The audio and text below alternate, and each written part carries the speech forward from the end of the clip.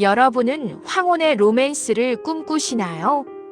외로운 노년에 찾아온 마지막 사랑, 그 달콤함에 취해 섣불리 낯선 이의 손을 잡지 마십시오. 저는 올해 72 박옥자입니다. 평생 남편 뒷바라지와 자식 농사에 헌신하다 홀로 된 지 10년, 우연히 문화센터에서 만난 한 남자와 재혼을 결심했습니다. 점잖은 외모, 전직 교수라는 명예, 그리고 무엇보다 저를 여왕처럼 떠받드는 자상함까지 모든 게 완벽해 보였습니다. 하지만 재혼식을 하루 앞둔 그날 밤, 그 남자의 서재 깊숙한 곳에서 발견한 낡은 편지 한 통이 제 인생을 송두리째 뒤흔들었습니다. 그 편지엔 상상조차 할 수 없는 끔찍한 진실이 적혀 있었습니다. 지금부터 제가 겪은 사랑이라는 가면을 쓴 탐욕과 배신, 그리고 목숨을 건 핏빛 복수극을 들려드리려 합니다. 부디 제 이야기를 끝까지 들어주세요. 당신의 곁에 있는 그 사람도 어쩌면 가면을 쓰고 있을지 모르니까요. 사람들은 저더러 복받은 노인네라고 했습니다. 일찍 남편을 여의고 홀로 식당을 운영하며 악착같이 돈을 모아 건물 하나를 장만했고 자식들도 다 키워내보냈으니 이제 남은 건 제 인생을 즐기는 것뿐이라고요. 하지만 돈이 외로움까지 해결해 주진 못하더군요. 텅 빈 50평 아파트에 혼자 앉아 밥을 먹을 때면 정막이 목을 졸라오는 것 같았습니다. 그런 제게 김민석 씨는 구원처럼 나타났습니다. 구청 문화센터 서예 교실에서 처음 만난 그는 훤칠한 키에 은발이 멋진 신사였습니다. 전직 대학 교수 출신의 사별한 아내를 그리워하며 시를 쓴다는 로맨티시스트. 그는 제 붓글씨를 보며 필체에 기품이 서려 있습니다라며 다가왔고 우리는 급속도로 가까워졌습니다. 그는 늘 제게 말했습니다. 옥자 씨, 우리 남은 인생은 서로의 지팡이가 되어줍시다. 내 재산, 당신 재산 합쳐서 편하게 여행이나 다니며 삽시다. 그의 말은 달콤했습니다. 그의 자식들도 마찬가지였습니다. 아들 하나, 딸 하나가 있었는데 어찌나 싹싹한지 저를 친어머니처럼 따랐습니다. 여사님, 우리 아버지가 여사님 만나고 나서 얼굴이 피셨어요. 감사합니다. 그들의 환대 속에 저는 경계심을 허물었습니다. 혼인신고는 나중에 하더라도 일단 살림부터 합치자는 민석 씨의 제안을 받아들였죠. 사건은 우리가 살림을 합치기로 한 경기도 양평의 전원주택으로 이사한 첫날 일어났습니다. 민석 씨는 친구들과의 골프 모임이 있다며 아침 일찍 나갔고 저는 짐 정리를 하고 있었습니다. 그의 서재는 꽤 넓고 고풍스러웠습니다. 벽면 가득 채운 책들과 묵직한 마호가니 책상. 저는 짐을 정리하다가 책상 위 액자를 닦기 위해 들어 올렸습니다. 그런데 액자 뒤에서 짤랑 소리가 나더군요. 액자 뒷면 테이프로 교묘하게 붙여놓은 작은 열쇠 하나가 떨어졌습니다. 이게 뭐지? 호기심이 일었습니다. 평소 민석 씨는 서재 책상 맨 아래 칸 서랍만큼은 절대 열지 말라고 중요한 문서와 전처에 유품이 있어 마음이 아프다고 했었습니다. 그 말이 떠올랐지만 묘한 충동에 이끌려 열쇠를 서랍 구멍에 꽂았습니다. 철컥. 묵직한 소리와 함께 서랍이 열렸습니다. 그 안에는 예상과 달리 문서 뭉치나 보석함 같은 건 없었습니다. 대신 낡고 붉은색 가죽 다이어리 한 권과 뜯지 않은 편지 봉투 수십 개가 어지럽게 널려 있었습니다. 그리고 구석에 놓인 작은 약병들. 저는 떨리는 손으로 다이어리를 꺼냈습니다. 첫 장을 넘기자 꾹꾹 눌러 쓴 글씨가 보였습니다. 날짜는 6년 전 민석 씨의 전처인 이선영 씨가 사망하기 6개월 전부터 시작된 기록이었습니다. 2019년 4월 10일. 남편이 타준 차를 마시고 나면 몸이 이상하게 나른해진다. 손가락 끝이 저리고 기억이 자꾸 끊긴다. 병원에 가보자고 해도 그는 늙어서 그런 거라며 화를 낸다. 2019년 5월 22일. 오늘 서재 문틈으로 봤다. 그가 내 생명보험 증권을 보며 웃고 있었다. 소름이 돋았다. 내 이름으로 된 보험이 무려 10개나 된다는 걸 오늘 처음 알았다. 2019년 8월 15일. 나는 죽어가고 있다. 그가 주는 밥, 그가 주는 물, 모든 게 독이다. 아이들도 한패다. 민준이가 엄마 그냥 편하게 가세요. 그래야 아버지도 살조라고 했다. 악마들이다. 저는 숨을 쉴 수가 없었습니다. 다이어리를 쥔 손이 사시나무 떨듯 떨렸습니다. 젠틀하고 다정하던 김민석, 그리고 효자라던 그 자식들이 전처를 서서히 죽음으로 몰고 갔다는 기록. 이건 단순한 병사가 아니었습니다. 계획된 살인이었습니다. 다이어리 맨 뒷장에는 꼬깃꼬깃 접힌 편지가 한 장 끼워져 있었습니다. 수취인은 다음 희생자가 될 당신에게.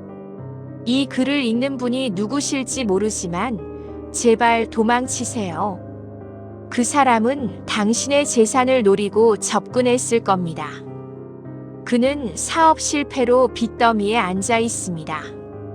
그 빚을 갚기 위해 내 보험금이 필요했고, 이제는 당신의 재산이 필요할 겁니다.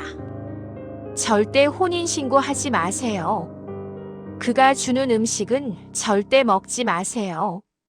이 집, 이 서재, 모든 곳에 감시의 눈이 있습니다. 그 순간이었습니다. 띠띠띠띠 마이너스 현관 도어락이 해제되는 소리가 들렸습니다. 민석 씨였습니다. 분명 저녁에나 온다던 그가 대낮에 돌아온 것입니다. 저는 화들짝 놀라 다이어리를 다시 서랍에 넣으려 했지만 손이 너무 떨려 책상 모서리에 부딪히고 말았습니다. 쿵! 그 소리가 꽤 크게 났습니다. 옥자씨, 집에 있어. 현관에서 들려오는 그의 목소리는 평소처럼 부드러웠지만 이제 그 목소리는 저승사자의 부름처럼 들렸습니다. 발소리가 점점 가까워지고 있었습니다. 뚜벅, 뚜벅, 뚜벅. 저는 급히 서랍을 닫고 열쇠를 주머니에 넣은 채 걸레를 들고 책상을 닦는 신용을 했습니다. 서재 문이 벌컥 열렸습니다. 당신 여기서 뭐해? 민석 씨가 서재 문틀을 잡고 서 있었습니다. 역광 때문에 표정이 잘 보이지 않았지만 그의 시선은 제가 아니라 제가 방금 닫은 서랍 쪽을 향해 있는 것 같았습니다. 청소 좀 하느라고요. 먼지가 너무 많아서. 제 목소리는 쥐어짜듯 갈라져 나왔습니다. 그는 천천히 제게 다가왔습니다. 그리고 제 손에 들린 걸레를 낚아채듯 가져가며 싸늘하게 웃었습니다. 내가 말했잖아. 이 방은 건들지 말라고. 내 추억이 담긴 곳이라 남의 손 타는 거 싫다고. 남이라니. 방금 전까지 당신이라 부르던 사람이 순식간에 선을 긋는 말투. 저는 등골이 오싹해졌습니다. 그때 그의 눈이 책상 위를 훑더니 미세하게 찡그려졌습니다. 액자의 위치가 아주 조금 바뀌어 있었기 때문일까요? 아니면 제 주머니 속 열쇠의 존재를 눈치챈 걸까요? 그런데 옥자 씨, 얼굴이 왜 이렇게 창백해? 어디 아파? 그가 제 이마에 손을 얹으려 했습니다. 저는 반사적으로 몸을 뒤로 뺐습니다. 그의 손이 허공에 멈췄습니다. 찰나의 정적 속에 민석 씨의 눈빛이 매섭게 빛났습니다. 의심. 그것은 명백한 의심의 눈초리였습니다. 아니에요. 점심을 잘못 먹었나 봐요. 좀 쉬어야겠어요. 저는 도망치듯 서재를 빠져나와 안방으로 들어왔습니다. 문을 잠그고 나서야 거친 숨을 몰아쉬었습니다. 다이어리의 내용은 충격적이었지만 더 무서운 건 현실이었습니다. 저는 지금 살인마와 한 집에 있습니다. 그리고 내일 저는 그와 재혼식을 올릴 예정입니다. 어떻게 해야 할까요? 당장 짐을 싸서 도망쳐야 할까요? 하지만 제 돈은요. 그에게 빌려준 3억 원, 그리고 이미 그와 공동 명의로 계약한 이 집은요. 그냥 도망친다면 저는 돈도 잃고 목숨만 건지는 꼴이 됩니다. 억울했습니다. 평생을 어떻게 모은 돈인데. 그날 밤 저는 자는 척하며 침대에 누워 있었습니다. 옆에서 자는 민석 씨의 코는 규칙적으로 골아 떨어졌지만 저는 눈을 뜰 수밖에 없었습니다. 거실에서 부스럭거리는 소리가 들렸기 때문입니다. 살며시 실눈을 뜨고 방문을 열어보니 민석 씨가 어둠 속에서 누군가와 통화를 하고 있었습니다. 민준아 아들. 그래, 내일 식 올리면 바로 혼인신고부터 처리해. 등기 이전 서류는 준비됐고. 그래, 늙은이 하나 구워 삶는 거 일도 아니지. 눈치챈 거 같냐고. 글쎄, 아까 서재에 있었는데 확인해 봐야겠어. 만약 봤다면 처리해야지. 너희 엄마 때처럼. 수화기 너머로 들리는 낮은 웃음소리. 저는 입을 틀어막고 주저앉았습니다. 처리한다는 말. 그것은 저를 죽이겠다는 선전포고였습니다. 이 집은 신혼집이 아니라 제 무덤이었던 겁니다. 다음 날 아침 저는 아무 일도 없었던 것처럼 웃으며 일어났습니다. 식탁 위에는 민석 씨가 차려놓은 따뜻한 전복죽이 놓여 있었습니다. 자, 옥자 씨. 오늘 중요한 날인데 든든하게 먹어야지. 내가 특별히 비싼 약재 좀 넣었어. 그가 웃으며 숟가락을 건넸습니다. 특별한 약재. 어제 다이어리에서 본 문구가 스쳐 지나갔습니다. 그가 주는 음식은 절대 먹지 마세요. 죽에서 올라오는 고소한 냄새가 역겹게 느껴졌습니다. 어머, 고마워요. 그런데 어쩌죠? 제가 긴장해서 그런지 속이 너무 안 좋아서. 이따 식장 가서 먹을게요. 저는 꾀병을 부리며 죽을 밀어냈습니다. 그러자 민석 씨의 표정이 일순간 굳어졌습니다. 한 술이라도 떠. 정성을 무시하면 쓰나. 강요였습니다. 평소의 다정함은 사라지고 집요한 눈빛만이 번들거렸습니다. 저는 기지를 발휘했습니다. 그럼요, 먹어야죠. 아참, 근데 당신 넥타이가 좀 비뚤어졌네. 저기 거울 좀 보고 와요. 그가 뒤를 도는 순간 저는 죽을 화분에 쏟아버리고 입가에만 살짝 묻혔습니다. 그가 돌아왔을 때 저는 빈 그릇을 보여주며 웃었습니다. 잘 먹었어요. 힘이 나네요. 그제야 그는 만족스런 미소를 지었습니다. 하지만 저는 보았습니다. 죽을 쏟아버린 화분의 잎사귀 하나가 미세하게 검게 변해가고 있다는 것을요. 전쟁은 이미 시작되었습니다. 죽을 쏟은 화분을 보며 저는 굳게 다짐했습니다. 이대로 당하고만 있지 않겠다고. 놈들은 제 돈뿐만 아니라 목숨까지 노리고 있었습니다. 하지만 놈들이 간과한 게 있습니다. 저는 평생 거친 시장 바닥에서 억척같이 살아남은 바곡자라는 사실입니다. 놈들이 저를 우아하게 늙은 노인네로만 봤다면 그건 놈들의 가장 큰 실수였습니다. 재혼식장으로 향하는 차 안. 운전석의 민석 씨는 콧노래를 흥얼거렸습니다. 뒷좌석에는 그의 아들 민준과 딸 민희가 타고 있었습니다. 겉으로는 화기애애한 가족 나들이었지만 백미러로 마주치는 그들의 눈빛은 먹잇감을 앞에 둔 하이에나 같았습니다. 어머니, 시 끝나고 바로 혼인신고하러 가실 거죠? 구청이 식장 바로 옆이라 편해요. 아들놈이 넌지시 물었습니다. 그래야죠.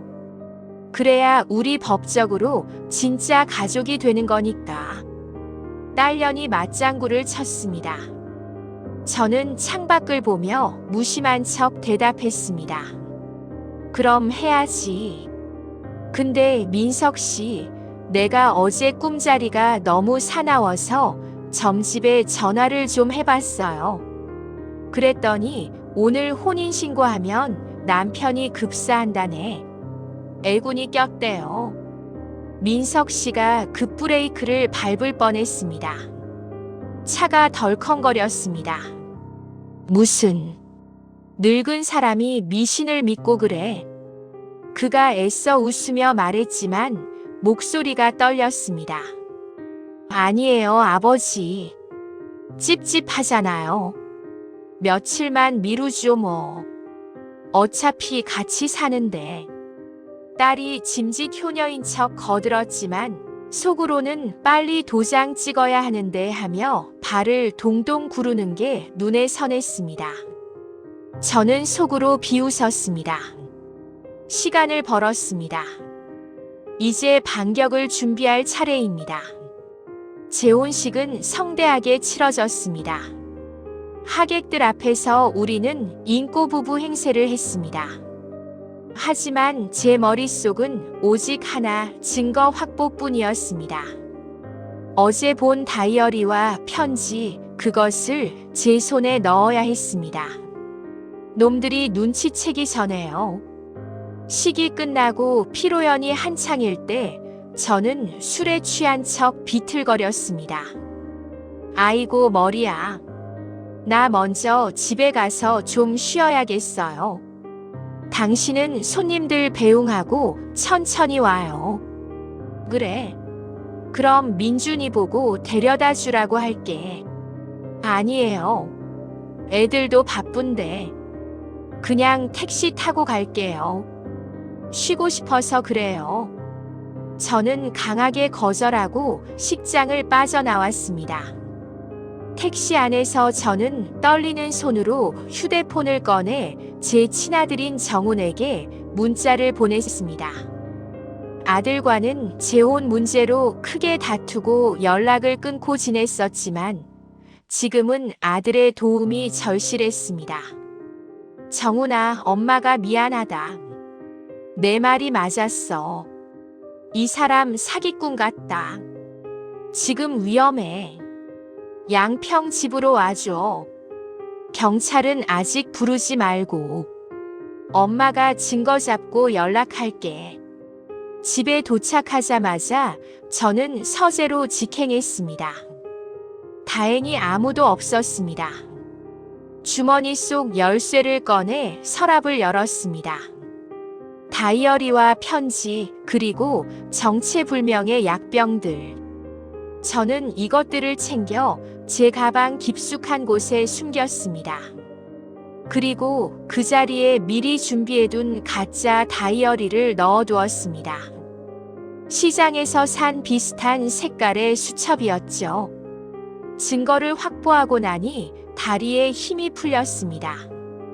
하지만 안심하긴 일렀습니다. 약병의 성분이 무엇인지 알아내야 했습니다. 저는 약병 하나를 챙겨 곧장 밖으로 나가려는데 현관문이 열리는 소리가 들렸습니다. 어머니, 벌써 오셨어요? 민석 씨의 아들 민준이었습니다.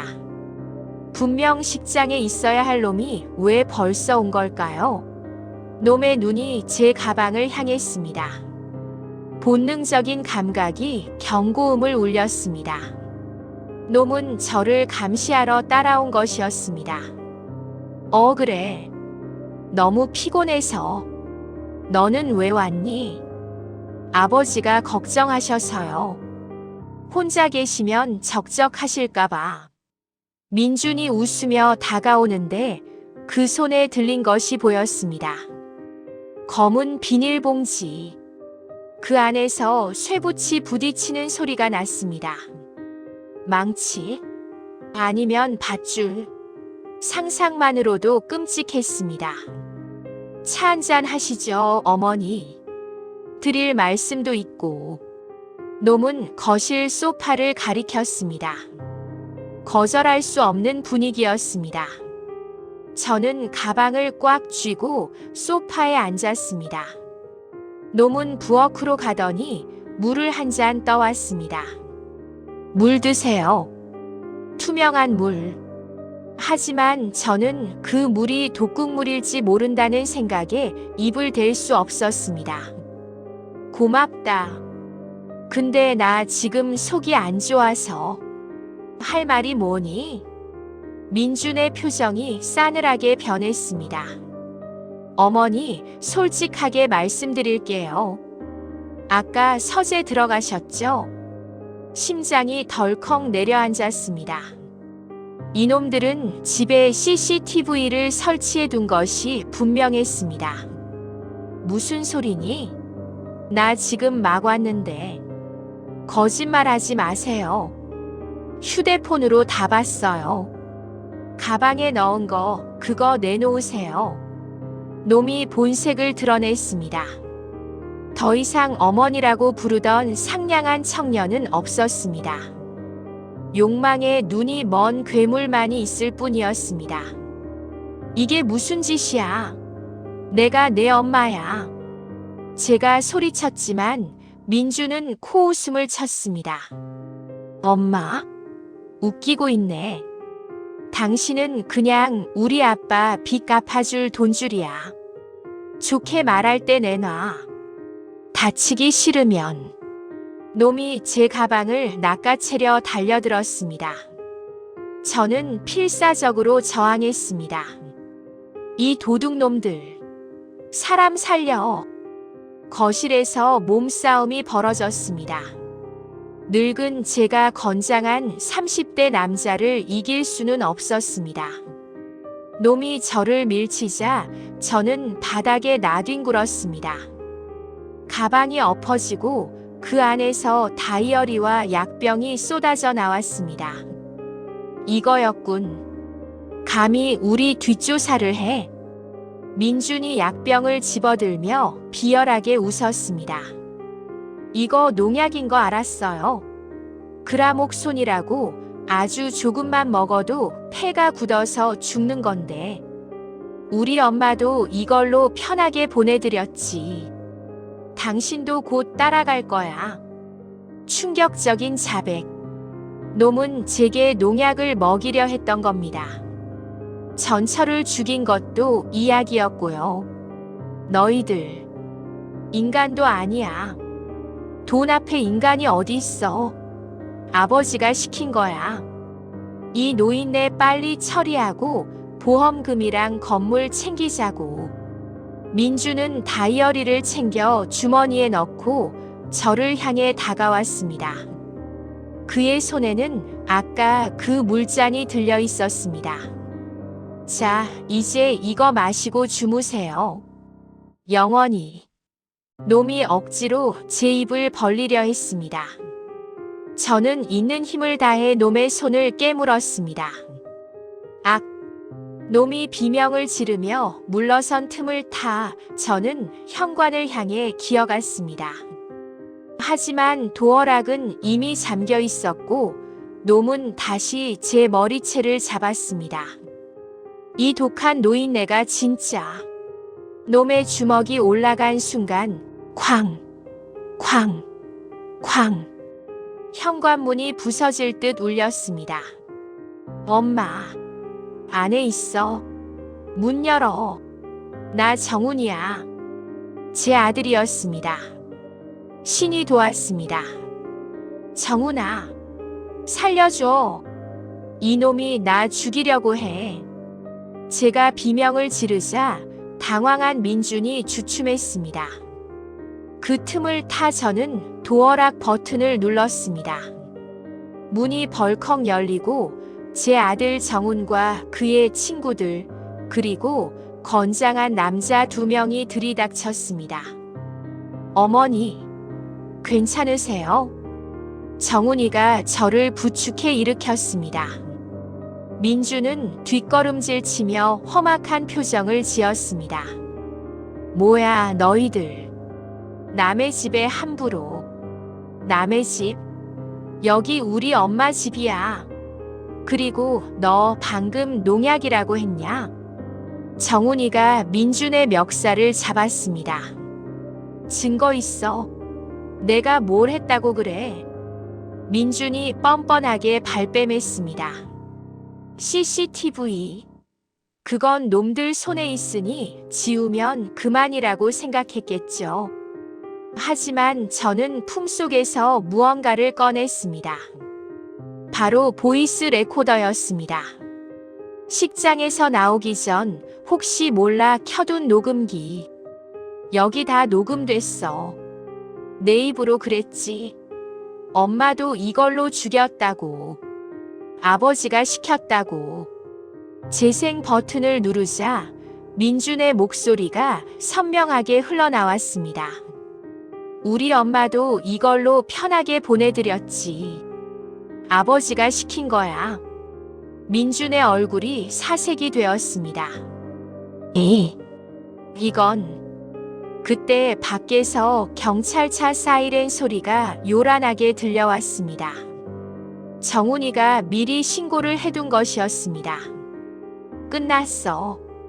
너랑 내 아버지 그리고 내 동생까지 살인죄, 살인미수죄, 사기죄로 모조리 감옥에 쳐넣어 줄게. 경찰들이 들이닥쳐 민준에게 수갑을 채웠습니다. 놈은 끌려가면서도 악을 썼습니다. 아버지가 시킨 거라고요. 난 몰라. 잠시 후 뒤늦게 집에 도착한 민석 씨와 딸 민희도 경찰에 연행되었습니다. 민석 씨는 저를 보며 무릎을 꿇고 빌었습니다. 옥자 씨, 오해해요. 저놈이 미쳐서 헛소리 하는 거야. 나는 당신 사랑해. 알잖아. 사랑. 그 역겨운 단어에 저는 치가 떨렸습니다. 저는 그에게 다가가 뺨을 후려쳤습니다. 사랑. 그 더러운 입으로 사랑을 말해. 내 돈은 잃어도 내 인생은 못 뺏어간다. 평생 감옥에서 썩어라, 이 악마들아. 그날 이후 모든 진실이 밝혀졌습니다.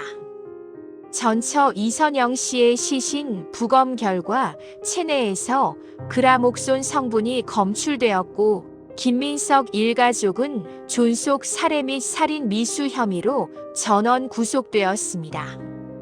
그들은 감옥 안에서도 서로 내 탓이라며 싸우고 있다고 하더군요. 저는 다시 혼자가 되었습니다. 하지만 이제는 외롭지 않습니다. 이번 일로 멀어졌던 아들 정훈이와 며느리가 제 곁으로 돌아왔으니까요. 어머니, 죄송해요. 저희가 더 자주 찾아뵐게요. 따뜻한 밥상 머리에서 아들의 손을 잡으며 저는 깨달았습니다. 진짜 내 편은 돈을 보고 달려드는 낯선 이가 아니라 무뚝뚝해도 진심으로 나를 걱정해주는 가족이라는 것을요. 여러분, 황혼의 로맨스 참 아름답죠. 하지만 돌다리도 두들겨보고 건너세요. 사랑이라는 이름 뒤에 숨겨진 칼날이 있을지 모르니까요. 제 이야기가 여러분의 노후를 지키는 작은 등불이 되기를 바랍니다.